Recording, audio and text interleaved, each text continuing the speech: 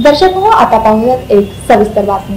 सोलापुरातील park चौक येथील सावरकर जलतरण तलाव सध्या अनेक नागरिकांच्या आणि जलतरणपटू खेळाडूंच्या अनारोग्याचं कारण ठरत आहे। सध्या जलतरण तलावाचं व्यवस्थापन खासगी कंत्राटदाराकडे देण्यात आलं असून आठवड्यातून 3 दिवस तरी अगदी दुर्गंधीयुक्त आणि गहाण पाणी तलावात आढळून येत आहे। नागरिक चांगल्या आरोग्यासाठी जलतरण करण्यास येतात, परंतु अशा परिस्थितीमध्ये सावरकर जलतरण तलावात उलट आरोग्याच्या तक्रारी वाढत असल्याचं संतोष महाले तसंच स्वामिनी महाले यांनी द न्यूज प्लसशी बोलताना सांगितलं।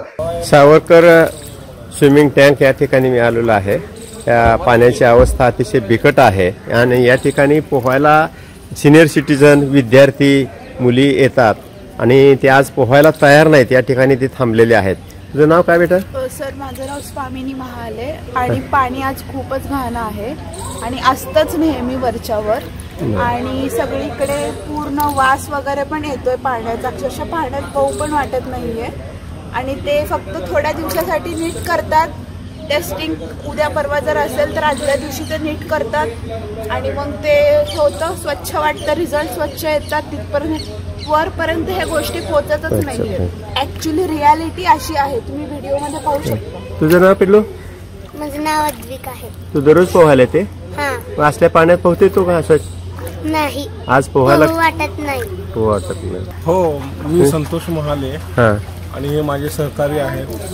पाणी अतिशय घाण असतंय, स्विमिंग करू वाटत नाही। याचा कलर, त्याचं जे पाण्यातील घाण, किडे वगैरे सगळे त्यात मेलेले दिसत आहेत आपल्याला।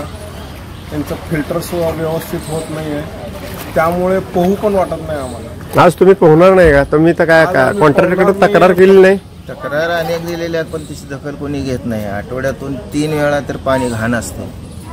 कॉर्पोरेशनकडे काय तक्रार केली नाही? कॉर्पोरेशन ते आयुक्ताकडे, क्रीडा अधिकाऱ्याकडे नाही, तिथपर्यंत या गोष्टी जात नाहीत। व्यायामाला सिनियर सिटीजन, विद्यार्थी किंवा लोक येतात आणि ह्या पाण्यामुळे त्याचं आरोग्य बिघडण्याची शक्यता असं दिसते ह्याच्यातून। अनेक वेळा तक्रार करूनही वरिष्ठ अधिकाऱ्यांपर्यंत ही बाब जात नसल्यामुळे कसली सुधारणा व्यवस्थापनात होत नसल्याबद्दलचा संताप यावेळी त्यांनी व्यक्त केला। द न्यूज प्लस चॅनलला लाईक करा, शेअर करा, सबस्क्राईब करा।